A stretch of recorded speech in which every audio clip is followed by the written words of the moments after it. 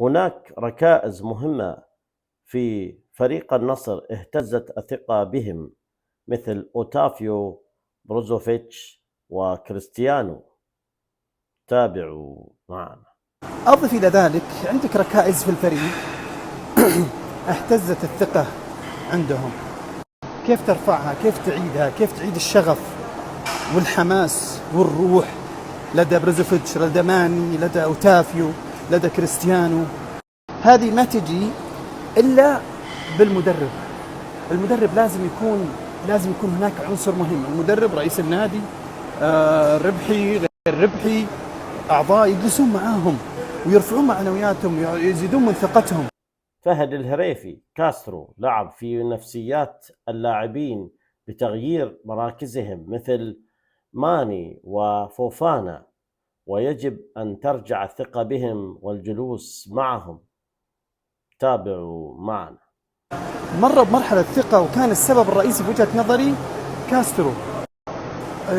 لعب في نفسية فوفانا سابقا، وماني، وتافيو بتغييرات مراكزه وبتغييراته بعض المرات، وتافيو وعدم إحساسه بالمسؤولية. كل هذول العناصر الأساسية اللي في الفريق لازم تجلس معاهم وتحمسهم، ترجع الشغف لهم، ترجع الشغف والحماس والروح اللي كانت في بداية الموسم. بداية جديدة، لاعبين، مدرب، مع المباريات، مع التألق، مع كذا. قام المدرب يحسبها بتمشي معاه بأي طريقة، مرة يودي لاعب هنا، مرة ما يبغى لاعب، مرة يحطه احتياط، مرة في بطولة مهمة ما يلاعبه. على كل انتهينا من هالمراحل. الآن هذا هو دور المدير الفني بالجلوس مع اللاعبين وتحفيزهم. فعليك الآن أنك تحسس أن المدير الفني يجب أنه يرفع من معنويات اللاعبين. هذا شيء إيجابي صراحة للفريق، وهذه الحلول اللي أنت تقدر عليها الآن. ما تقدر تغير شيء، فأنت إيش؟ تتكاتف، تجتمع كربحي وغير ربحي، تجتمع باللاعبين.